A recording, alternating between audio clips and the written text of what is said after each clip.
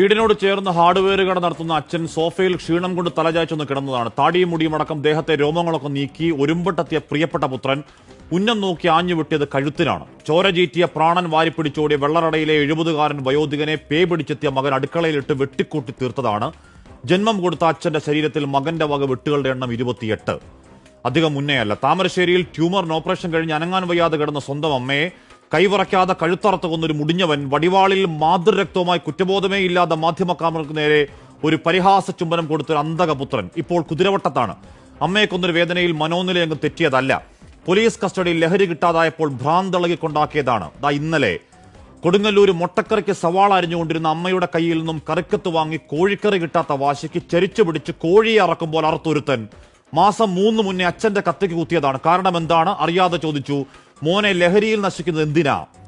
ചേന്നമംഗലത്ത് 2 പെൺമക്കളുടെ മുന്നിലിട്ട് അമ്മയടക്കം കൂട്ടക്കൊല നടത്തിയ ഋതുജയനടക്കം ഈ വർഷം തുടങ്ങുന്ന രാത്രി തേക്കുംകാട് മൈതാനത്തിട്ടൊരു 30 വയസ്സുകാരനെ മൊട്ടേന്ന് വിരിയാത്ത 2 പിള്ളേര് കുത്തിമലർത്തിയ വാർത്ത തൊട്ടിങ്ങോട്ട് ഈ പോയ 1.5 മാസത്തെ മാത്രം കാര്യം പറഞ്ഞാൽ ഒരു 4-4.5 മണിക്കൂർ നിർത്താതെ പറയാവുന്ന ചോരയാറാട്ടാണ് ഈ പ്രബുദ്ധ കേരളം. നമ്മൾ അഹങ്കരിച്ചൊരു നാട് മുടിഞ്ഞു നാറാണക്കല്ലെടുക്കുന്ന ദൃഷ്ടാന്തങ്ങളാണ്. അല്ലാതെ ന്യൂസ് ഡെസ്കിലേക്ക് മണിക്കൂർ കണക്കിന് വരുന്ന കേവലം ക്രൈം വാർത്തകളല്ല.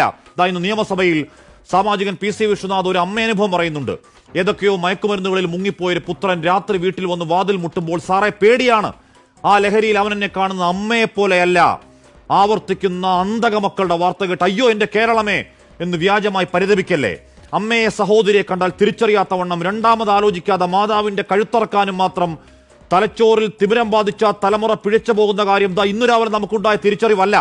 5ാം ക്ലാസ്സിൽ പഠിക്കുന്ന 6ാം ക്ലാസ്സിൽ പഠിക്കുന്ന കുട്ടിക്ക് കയ്യെത്തും ദൂരത്താണ് ഈ കാളകൂട മരുന്നുകൾ എന്ന് പകൽ പോലെ വ്യക്തമായിട്ടും ആ വിഷ്യസ് സർക്കിളിൽ മരണത്തിന്റെ വ്യാപാരികളെ പൂട്ടാൻ ഭരണകൂടം സ്വീകരിച്ച നടപടി എന്താണ്? വർഷം 3 മുന്നെയാണ് ഒരുമിച്ച് പോരാടാം എന്ന് നാടിന്റെ മുഖ്യമന്ത്രി പറഞ്ഞിട്ട് എന്തെങ്കിലുമായോ പോരാട്ടം? ബോധവൽക്കരണം, വിമുക്തി എന്നൊക്കെ പറഞ്ഞ് കാലഹരണപ്പെട്ട ആയുധങ്ങളും പിടിച്ചാണ് ആ പോരാട്ടമെങ്കിൽ കാത്തിരിക്കണം. എപ്പോൾ വേണമെങ്കിലും പള്ളക്ക് കയറാവുന്ന ഒരു കത്തി തലയിൽ കൈവച്ച് ഇനിയും കാണാം ബോധം നഷ്ടപ്പെട്ട് പേയിളകിയവരുടെ ബ്രൂട്ടൽ നരഹത്യകൾ. കൗമാരമെത്തും മുന്നേ അടിപ്പെട്ട് ദ്രവിച്ചില്ലാതാകുന്ന ഇളം പ്രായത്തിന്റെ കൂട്ടക്കുഴിമാടങ്ങൾ. എന്തെങ്കിലുമൊക്കെ കെൽപ്പോടെ ചെയ്യണം സർക്കാർ. എന്നിട്ടാകാം ഇലപ്പുള്ളിയിൽ വെള്ളമൂറ്റി ലഹരി ഉണ്ടാക്കാൻ കള്ളുകച്ചവടക്കാരന് പരവതാനി. 2025 തുടങ്ങിയ ശേഷം കേരളം മുഴുവൻ ഇങ്ങനെയാണ്. നേരത്തെ കൊല്ലത്തിന്റെ എന്തെങ്കിലും കേസ് വന്നിരുന്നെങ്കിൽ അത് കൊല്ലത്തിൽ മാത്രം ഒതുങ്ങിയിരുന്നില്ല. ഇപ്പോൾ എല്ലാ ജില്ലകളും കളത്തിലുണ്ട്. ലഹരി മരുന്നുകൾ സുലഭമായി കിട്ടുന്ന ഈ കാലഘട്ടത്തിൽ അതിനെ എതിർക്കാനായിട്ട് ആരുമില്ല.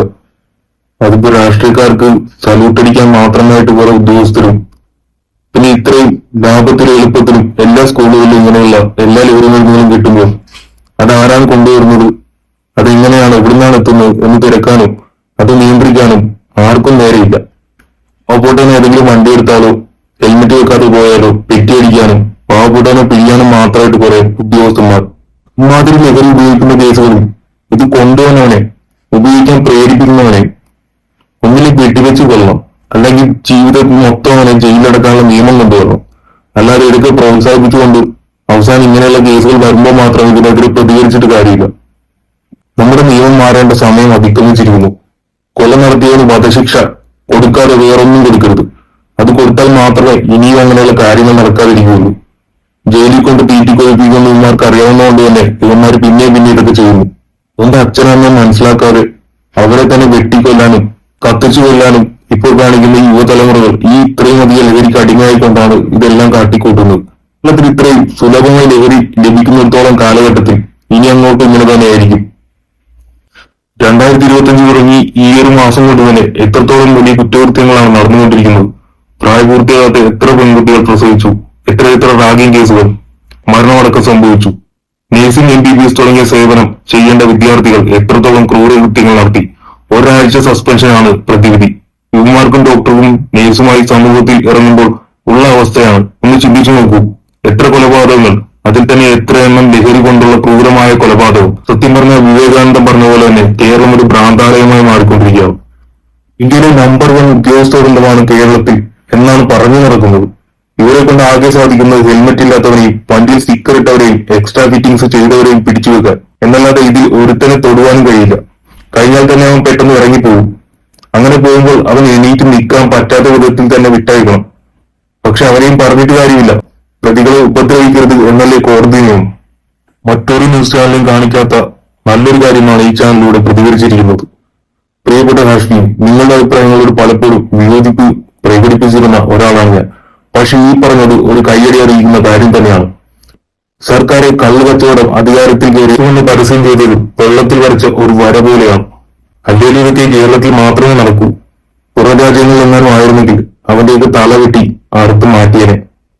ലഹരി കൊണ്ടുവന്നവനാണെങ്കിലും കൊടുക്കുന്നവനാണെങ്കിലും അതിനെ പ്രേരിപ്പിക്കുന്നവനാണെങ്കിലും പുറം രാജ്യങ്ങളെ പോലെ ഉള്ള നിയമങ്ങൾ തന്നെ ഇവിടെ കൊണ്ടുവരണം. ആരാണെങ്കിലും എന്താണെങ്കിലും ഒന്നും നോക്കാതെ തന്നെ അവന്റെ തല വെട്ടി തന്നെ മാറ്റണം.